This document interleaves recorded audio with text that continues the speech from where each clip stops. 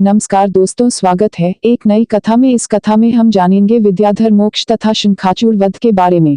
एक बार नंद आदि ग्वालों ने शिवरात्रि मनाने के लिए अंबिकावन जाने की इच्छा प्रकट की। रासलीला ऋतु में संपन्न हुई थी और उसके बाद दूसरा बड़ा उत्सव होली या दोल यात्रा होता है। दोल यात्रा तथा रासलीला के मध्य एक महत्वपूर्ण उत्सव मनाया जाता है जिसे शिवरात्रि कहते हैं, जो शिवजी के भक्तों या शैवों द्वारा संपन्न की जाती है। किंतु कभी कभी वैष्णव भी इस उत्सव को मनाते हैं क्योंकि वे शिवजी को परम वैष्णव मानते हैं। किंतु भक्तों या कृष्ण के भक्तों द्वारा शिवरात्रि का यह समारोह नियमित रूप से नहीं मनाया जाता। ऐसी परिस्थिति में श्रीमद् भागवत में बताया गया है कि नंद महाराज समेत ग्वालों ने एक बार इच्छा की। इसका यही अर्थ होता है कि वे शिवरात्रि उत्सव को नियमित रूप से नहीं मनाते थे, किंतु एक बार वे उत्सुकतावश अंबिकावन जाने के इच्छुक हुए।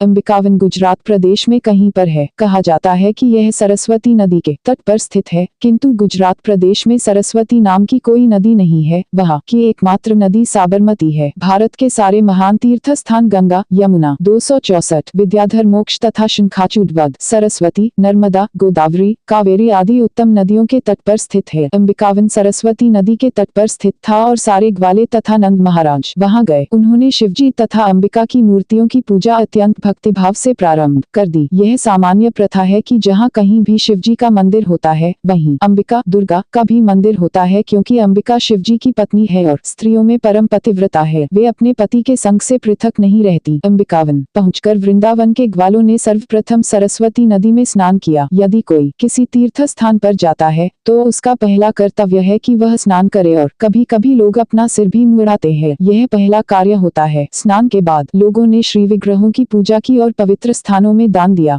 वैदिक प्रथा के अनुसार दान ब्राह्मणों को दिया जाता है। वैदिक शास्त्रों में कहा गया है कि केवल ब्राह्मण तथा सन्यासी ही दान ग्रहण कर सकते हैं। वृंदावन के ग्वालों ने ब्राह्मणों को स्वर्णाभूषणों तथा सुंदर हारों से सज्जित गौवें दान की। ब्राह्मणों को दान इसलिए दिया जाता है क्योंकि वे कोई व्यापार नहीं करते। उनसे आशा की जाती है कि वे भगवद गीता में वर्णित ब्राह्मण कर्मों में लगे रहें। ये है, उन्हें अत्यंत विद्वान होना चाहिए और तपस्या करनी चाहिए। उन्हें न केवल स्वयं विद्वान होना चाहिए अपितु अन्यों को भी शिक्षा देनी चाहिए। ब्राह्मणों को केवल ब्राह्मण ही नहीं होना चाहिए, उन्हें अन्य ब्राह्मण भी उत्पन्न करने चाहिए। यदि कोई व्यक्ति किसी ब्राह्मण का शिष्यत्व स्वीकार करने पर राजी हो जाता है तो उसे भी ब्राह्मण बनने का अवसर प्रदान किया जाता है। ब्राह्मण सदा ही भगवान विष्णु की पूजा करने में लगा रहता है, अतः ब्राह्मण पर प्रकार के दान स्वीकार करने में योग्य माने जाते हैं। किंतु यदि ब्राह्मणों को अधिक दान प्राप्त होता है तो उन्हें इसे विष्णु के सेवार्थ वितरित कर देना होता है। अतः वैदिक शास्त्रों में ब्राह्मणों को दान देने की संस्तुति है, क्योंकि ऐसा करने से भगवान विष्णु तथा सारे देवता प्रसन्न होते हैं।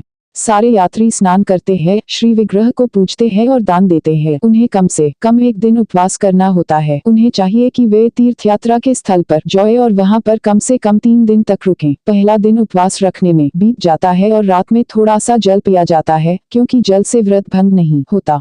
नंद महाराज समेत सारे ग्वालों ने सरस्वती के तट पर ही रात बिताई। उन्होंने दिन भर उपवास रखा और रात्रि में थोड़ा सा जल पिया। किंतु जब वे विश्राम कर रहे थे तो पास के जंगल से एक विशाल सर्प निकलकर उनके समक्ष प्रकट हुआ और भूख के मारे नंद महाराज को निगलने लगा। नंद असहाय होकर चिल्लाने लगे, बेटे कृष्ण, आओ और इस संकट से मुझे उबारो, यह सर्प मुझे निगलने जा रहा है। जब नंद ने टेर लगाई तो सारे ग्वाले जग गए और उन्होंने सारी घटना देखी। उन्होंने तुरंत जलते लठे उठा लिए और वे उन्हीं से सर्प को मारने लगे, किंतु तब भी सर्प नंद महाराज को निगलना नहीं छोड़ रहा था। उस समय कृष्ण उस स्थान पर प्रकट हुए और सर्प को अपने चरण कमलों से हुआ पांव का स्पर्श पाते ही उसने अपना रेंगता हुआ शरीर त्याग दिया और एक अत्यंत सुंदर देवता के रूप में प्रकट हुआ, जिसका नाम विद्याधर था। उसका शरीर इतना सुंदर था कि वह पूजा योग्य लगता था। उसके शरीर से कांति तथा तेज फूट रहा था और वह सोने का हार पहने था। उसने कृष्ण को नमस्कार किया और अत्यंत विनीत भाव से उनके समक्ष खड़ा हो गया। तब कृष्ण ने उस देव से पूछा, तुम अत्यंत सुंदर देव प्रतीत होते हो जिस पर लक्ष्मी जी की कृपा है। तुमने ऐसा कौन सा घृणित कार्य किया कि तुम्हें सर्प का शरीर मिला? तब उस देव ने अपने पूर्वजन्म की कथा कहनी प्रारंभ की। हे भगवान, अपने पूर्वजन्म में मेरा नाम विद्याधर था और मैं सारे संसार में अपनी सुंदरता के लिए विख्यात था। विख्यात व्यक्ति होने के कारण मैं अपने विमान में सर्वत्र विचरण करता रहता था। विचरण करते हुए मुझे अंगिरा नामक ऋषि दिखे। वे अत्यंत कुरूप थे और चूंकि मुझे अपनी सुंदरता का गर्व था, अतः मैंने उनका उपहास किया। इसी पापकर्म के कारण ऋषि ने मुझे सर्प बनने का शाप दे डाला। यहाँ यह ध्यान देने योग्य है कि कृष्ण की कृपा के पहले मनुष्य सदैव प्रकृति के गुणों के अधीन रहता है, चाहे वह भौतिक दृष्टि से कितना ही ऊपर क्यों न उठा। ही विद्याधर भौतिक दृष्टि से ऊपर उठा हुआ देवता था और वह अत्यंत सुंदर था। उसको अच्छा भौतिक पद प्राप्त था और वह विमान से सर्वत्र विचरण कर सकता था। फिर भी उसे अगले जन्म में सर्प बनने का शाप मिला। कोई भी भौतिक दृष्टि से ऊपर उठा व्यक्ति यदि यह सावधानी नहीं बरतता, भूनित निम्न योनि में जाने के लिए शापित हो सकता है। लोगों की यह भ्रांत धारणा है कि एक बार मनुष्य देह प्राप्त करके कोई नीचे नहीं गिरता। विद्याधर स्वयं बतलाता है कि यद्यपि वह देवता था, किंतु उसे सर्प बनना पड़ा। किंतु जब कृष्ण ने अपने चरण कमलों से उसका स्पर्श कर दिया तो वह तुरंत कृष्ण भावनामृत को प्राप्त हो गया। किंतु उसने यह स्वीकार किया कि पूर्व जन्म में वह सचमुच पापी था। कृष्ण भावना भावित पुरुष जानता है कि वह कृष्ण का दासानुदास है, वह अत्यंत तुच्छ है और जो कुछ भी सत्कार्य वह करता है वह सब कृष्ण तथा गुरु की कृपा के कारण होता है। वह देव विद्याधर श्री कृष्ण से बातें करता रहा। चूंकि मैं अपने शरीर की अपूर्व सुंदरता से गर्वित था, अतः मैंने ऋषि अंगिरा के कुरूप स्वरूप का उपहास उड़ाया। उन्होंने मेरे पाप के लिए शाप दे दिया और मैं सर्प बन गया। अब मैं सोचता हूँ कि उस ऋषि का शाप नहीं अपितु मेरे लिए महान वरदान था। यदि उन्होंने शाप न दिया होता तो मुझे सर्प का शरीर न धारण करना पड़ता और आपके चरण कमलों की ठोकर न खाए होती और इस प्रकार सारे भौतिक कल्मश से मुक्त न हो पाता।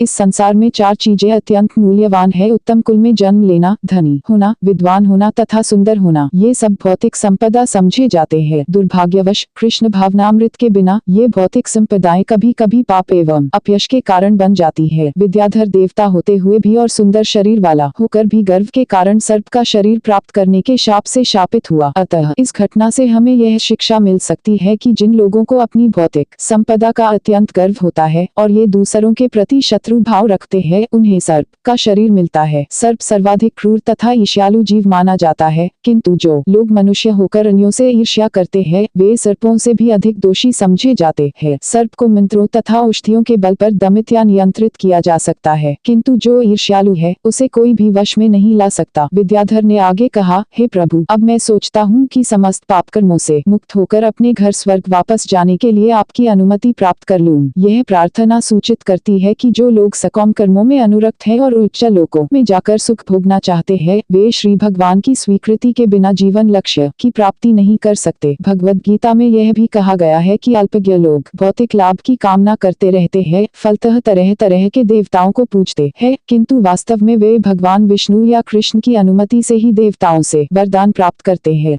देवताओं में किसी प्रकार का लाभ या वरदान देने की शक्ति नहीं होती। यदि किसी को भौतिक वर मांगने ही है तो वह भगवान कृष्ण की पूजा करके उनसे मांग सकता है। कृष्ण भौतिक वरदान देने में भी सक्षम है, किंतु एक देवता से भौतिक वरदान की याचना करने तथा कृष्ण से याचना करने में अंतर है। ध्रुव महाराज ने भौतिक वरदान के लिए भगवान की पूजा की थी, किंतु जब उन्हें वास्तव में भगवान की कृपा प्राप्त हुई और उनके दर्शन हुए तो वे इतने प्रसन्न हुए कि उन्होंने कोई भी भौतिक वरदान लेना अस्वीकार कर दिया। बुद्धिमान व्यक्ति कभी भी न तो देवताओं की कृपा की आकांक्षा करता है न उन्हें पूजता है, वह सीधे कृष्ण भावना भावित बन जाता है और यदि उसके मन में किसी भौतिक लाभ की कामना होती भी है तो वह देवताओं से न मांगकर कृष्ण से मांगता है। विद्याधर, जो स्वर्ग वापस जाने के लिए कृष्ण की अनुमति की प्रतीक्षा कर रहा था, बोला, आपके पादस्पर्श से मैं सभी प्रकार की भौतिक पीड़ाओं से मुक्त हो गया हूँ। आप योगेश्वर है, आप आदि श्री भगवान है, आप समस्त भक्तों के स्वामी है, आप स्वर्ग के स्वामी है, अतः मैं आपकी अनुमति चाहता हूँ। आप मुझे पुनर्तः शरणागत बना लें। मैं भली भांति जानता हूँ कि जो आपके पवित्र नाम का निरंतर जप करता है वह समस्त पापों के फलों से मुक्त हो जाता है और जिन लोगों को साक्षात आपका चरण स्पर्श प्राप्त हो वे तो निश्चित रूप से मुक्त हो जाते हैं। अतः मेरा दृढ़ विश्वास है कि आपके दर्शन से तथा चरण स्पर्श से मैं ब्राह्मण शाप से मुक्त हूँ। 268। इस प्रकार विद्याधर को कृष्ण से अपने घर स्वर्गलोक जाने की अनुमति प्राप्त हो गई। इस अनुमति को प्राप्त करने के बाद उसने भगवान की परिक्रमा की और प्रणाम करके वह अपने स्वर्ग धाम को चला गया। इस प्रकार नंद महाराज भी सर्प के द्वारा निगले जाने से बच गए। लौटने की सारे ग्वाले शिव तथा अंबिका का पूजन करने के पश्चात वृंदावन तैयारी करने लगे। लौटते समय उन्हें कृष्ण के अद्भुत कार्यकलाप याद आते रहे। विद्याधर की मुक्ति का बखान करने से वे कृष्ण के और अधिक आसक्ता हो गए। वे तो शिव तथा अंबिका पूजन के लिए आए थे, किंतु हो गए अधिक अनुरक्त हो गए। इसी प्रकार गोपियां भी कृष्ण के प्रति अधिक अनुरक्त हुई थी। भगवद गीता में कहा गया है कि जो लोग ब्रह्मा, शिव, इंद्र तथा चंद्र जैसे देवताओं की पूजा किसी स्वार्थ से करते हैं, वे अल्पज्ञ हैं और वे जीवन के वास्तविक उद्देश्य को भूल गए हैं। किंतु वृंदावन के ग्वाले सामान्य व्यक्ति न थे। उन्होंने जो कुछ किया कृष्ण के लिए किया। यदि कोई कृष्ण, ब्रह्मा तथा शिव की पूजा कृष्ण के प्रति अनुराग बढ़ाने के लिए करता है तो वह मान्य है, किंतु यदि कोई निजी लाभ के लिए देवताओं के पास जाता है तो वह निंदनीय है। इस घटना के पश्चात एक सुहानी रात में कृष्ण तथा उनके अग्रज बलराम, जो अकहनीय रूप से शक्तिशाली है, दोनों ही वृंदावन के जंगल में गए। उनके साथ व्रजांगनाएं भी थीं और वहां वे परस्पर मंगल मनाने लगे। व्रजांगनाएं सुंदर वस्त्रों से आभूषित थीं, वे चंदन का लेप किए थीं और फूलों से सजी थीं। आकाश में चंद्रमा चमक रहा था और उसके चारों ओर तारे टिमा रहे थे। मंद वायु बह रही थी जिसमें मल्लिका पुष्पों की सुगंध मिश्रित थी और भौर इस गंध के पीछे पागल हो रहे थे। इस मनोहर वातावरण में कृष्ण तथा बलराम दोनों मधुर स्वर में गाने लगे। बालाएं उनकी स्वर लहरी में ऐसी लीन हुई कि वे अपनी सुधी बुद्धि खो बैठी। उनके केश खुल गए, वस्त्र शिथिल पड़ गए और उनकी मालाएं पृथ्वी पर गिरने लगी। जब वे इस प्रकार तल्लीन थी और प्रायः मदांत थी तो कुबेर का एक असुर पार्षद वहां प्रकट हुआ। इस असुर का नाम शंखाचूर था, क्योंकि इसके मस्तक पर शंख की आकृति की एक मणि थी। जिस प्रकार कुबेर के दो पुत्रों ने अपने ऐश्वर्य के मद में नारद की परवाह नहीं की थी, उसी प्रकार शंखाचूर अपने ऐश्वर्य से इतराया हुआ था। उसने सोचा कि कृष्ण तथा बलराम सामान्य ग्वाले हैं जो अनेक सुंदर लड़कियों के साथ आनंद मना रहे हैं। सामान्यतया भौतिक जगत में धनवान व्यक्ति सोचता है कि सुंदर स्त्रियों का भोग उसे ही करना चाहिए। शंखाचूर भी यही सोच रहा था, क्योंकि वह कुबेर के धनाढ्य परिवार का था। अतः कृष्ण तथा बलराम को नहीं, अपितु उसे ही इतनी सुंदर बालाओं का आनंद लूटना चाहिए। अतः उसने उन पर आक्रमण करने का निश्चय किया। वह कृष्ण, बलराम तथा व्रजांगनाओं के समक्ष प्रकट हुआ और उन सुंदर लड़कियों को उत्तर की ओर ले चला। कृष्ण तथा बलराम के होते हुए वह उन पर इस प्रकार रोब जमा रहा था मानो वह उनका स्वामी तथा पति हो। शंखाचूर द्वारा इस प्रकार अपहरण की जा रही व्रज बालाएं रक्षा के लिए कृष्ण तथा बलराम का नाम ले लेकर पुकारने लगी। दोनों भाई अपने हाथ में सार की लट्टू लेकर उसका पीछा करने लगे। वे गोपियों से कहते जा रहे थे, डरना नहीं, हम इस असुर को दंड देने के लिए तुरंत आ रहे हैं। और वे तुरंत शंखासुर के पास पहुंच गए। जब शंखाचूर ने सोचा कि ये दोनों भाई अत्यंत बलवान है तो 270 लीला पुरुषोत्तम भगवान श्री कृष्ण वह डर के मारे गोपियों को छोड़कर और अपनी जान लेकर भागा, किंतु कृष्ण ने उसे जाने नहीं दिया। उन्होंने बलराम को गोपियां सौंप दी और स्वयं जहाँ जहाँ शंखाचूर भागा उसका पीछा करते रहे। कृष्ण जी उसके सिर के शंख सदृश मणि को लेना चाह रहे थे। थोड़ी दूरी तक पीछा करने के बाद उन्होंने उसे पकड़ लिया और अपनी मुट्ठी से उसके सिर पर प्रहार करके उसे मार डाला। फिर उन्होंने वह मणि ले ली और वापस चले गए। उन्होंने समस्त व्रजांगनाओं की उपस्थिति में वह मणि अपने भाई बलराम को सौंप दी। इस प्रकार लीला पुरुषोत्तम भगवान श्री कृष्ण के अंतर्गत विद्याधर मोक्ष तथा शंखाचूर वध नामक 34वें अध्याय का भक्ति वेदांत तात्पर्य पूर्ण हुआ। ये कथा सुनने के लिए आपका बहुत बहुत धन्यवाद। अगर कथा अच्छी लगी हो तो वीडियो को लाइक, शेयर और चैनल को सब्सक्राइब जरूर करें। कमेंट में राधे राधे जय श्री कृष्णा लिखना ना भूलें।